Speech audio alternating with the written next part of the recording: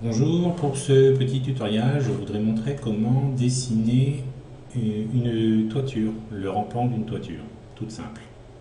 Donc d'abord je vais dans le gestionnaire des calques ici, et puis je vais créer un calque et l'activer qui va s'appeler virtuel. Fermé, ensuite je vais en créer un deuxième qui va s'appeler toiture. Voilà.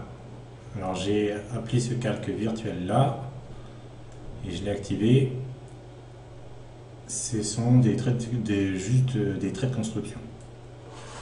Ensuite, je vais dans le cadre stylo ligne ici et je vais faire des traits de construction en jaune par exemple.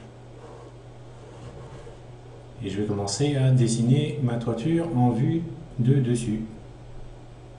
Donc je vais dans le menu ligne ici et je clique sur le bouton parallèle. En bas à gauche, ici, distance de points, dans la ligne de commande, ici, il me demande la distance, je vais mettre 30 cm. Alors, il me demande la ligne initiale, c'est celle-là. Ensuite, il me demande de sélectionner le côté, soit en haut, soit en bas. Là, je choisis en bas. Il me demande à nouveau la ligne initiale, je sélectionne ces murs-là. Donc là, c'est à gauche ou à droite. Quand je déplace la souris, je choisis à gauche. Je double-clique. Il me demande encore la ligne initiale. Et là, en haut, voilà.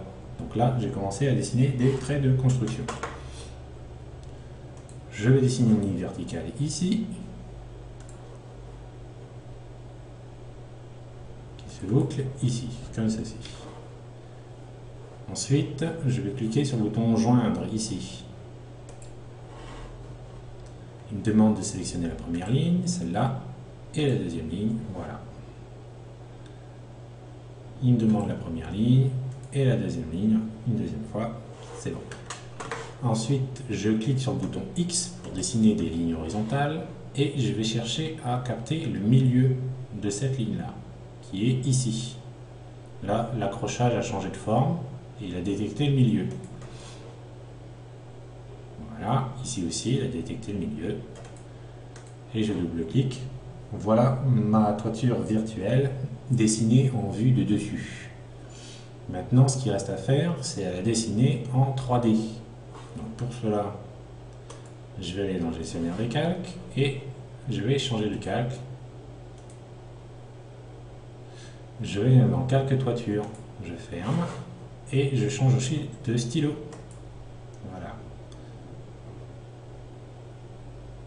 Alors, comme il s'agit d'une toiture en 3D, il faut que j'aille dans le menu 3D.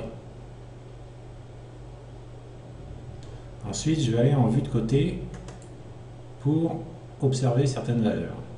Donc, en vue de côté, je fais un clic droit ici et j'ai la base de mon objet qui fait 2,50 m avec une hauteur de 0,20. Donc le dessus de la telle fait 2,50 plus 0,20 égale 2,70.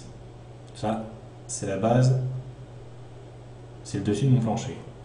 Et moi, il y a ce point-là qui m'intéresse, où va passer mon rampant. Alors je vais faire une mesure. Voilà, ici et ici.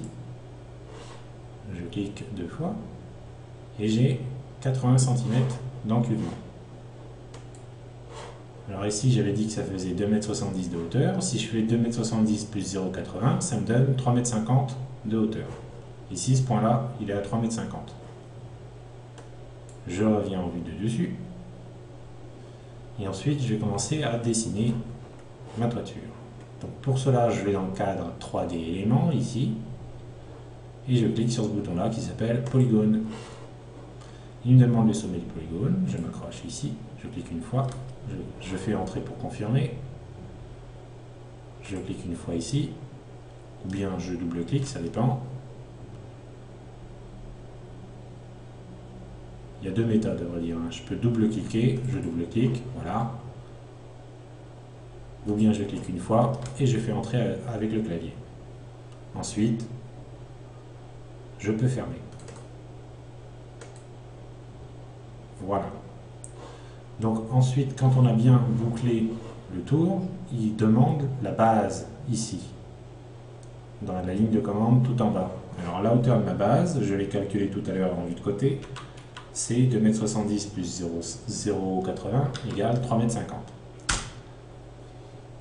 Voilà. Donc là, je peux retourner en vue de côté